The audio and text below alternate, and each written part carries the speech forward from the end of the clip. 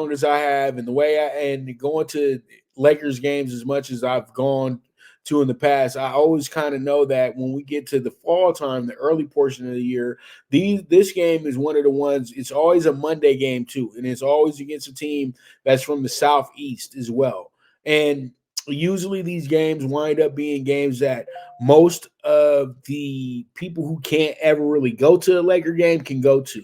And I just say that because Orlando doesn't have a big standing as fans. Now, back in 1993, 94, when they had Shaq and Penny and all that stuff, Orlando was a big time team. A lot of people love the Orlando Magics and the Charlotte Hornets, but they didn't sustain with them. You know what I mean? They didn't stick around. They pretty much left when Shaq left, and when Penny Hardaway foot just kept acting up, they left, and Penny got traded to Phoenix, blase, blase, blase.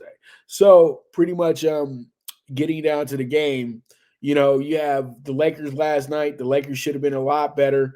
LeBron, AD, they don't have to answer to anybody. They did their job. Both had double doubles last night. They combined for 31 rebounds and 55 points. That's absolutely tremendous. The other guys didn't do too much. Torian Prince was probably the best thing that they had outside of AD and LeBron last night.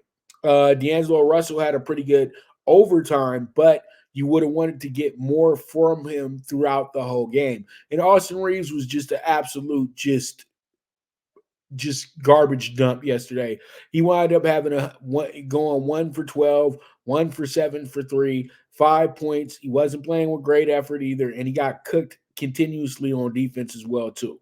I think that he's a little tired from Team USA, a little tired from all the engagements that he's been doing over the last month, over the last few months or so. So I think that it'll take some time for him to get back into it. I think that he needs to be back. He's not all the way in regular season shape, because I know that all that traveling, and then you got to fly back, and then you got family that wants to hang out. Everybody wants to get a piece now because he got paid. You know what I mean? And he is a guy that's a great story in the NBA, so a lot of people gravitate to him. So I think he might need to spend more time being focused on the job at hand before he loses his job. You get my drift? Gabe Vincent was okay. He played good enough defense to stay in the game, but I know he was in the game for a reason, because the Lakers don't have anybody who's really that good at being a perimeter defender. And if anybody's probably can say that they're one of the better perimeter defenders on the team, it's going to be Gabe Vincent. Gabe Vincent, though, I think that he does need to get a little bit more into the mix, and he needs to start scoring a little bit more, just like he did in Miami, because really you downgraded when you went and got Gabe Vincent when you got rid of Dennis Schroeder. Dennis Schroeder is a guy that's very compatible with LeBron and AD and the rest of the team. He knows exactly what guys want to do. And I felt like at times he was our silent MVP in a lot of those big comebacks that the Lakers pulled off. And, it's a lot to replace these guys. Cam Reddish could be a good defensive stopper. I think that when you get Cam Reddish and Vando on the floor, that's going to be fairly helpful as well, too. Jackson Hayes needs to be a little bit more physical. He needs to be a little bit better as a center to help out the rest of his teammates and to possibly get himself some playing time with AD and LeBron, so then you can have a big lineup in there so they don't have to press so hard to get rebounds. Christian Wood is always hot and cold. You know what I mean? So you know how he is at the end of the day. And then Rue, I think Rue was heating it up last night. And once again, here we go with Darvin Ham taking him out the game. And just nobody understands this with Darvin Ham. It's like, why do you like to take guys out when they're balling? You know what I mean? It's just why.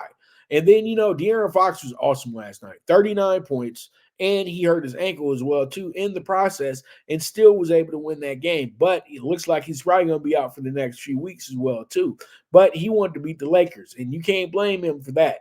So when you look at last night's game, the Lakers did leave a lot to be desired, but it's okay, because when they go to Sacramento at this time of the year, Sacramento always plays the Lakers to a T. They always play the Lakers well because this is one of their few sellouts of the year. Even though Sacramento has become a better team over the last few years and even division champs last season, they still have a little bit of an issue getting people to that arena because Sacramento ain't the biggest place. And at the same time, too, it has to be somebody that entertains everybody. And you're not gonna get no sellout when you got the Kings and the say Magic, but you will get a sellout when you got the Lakers in the house. And that's exactly what this was.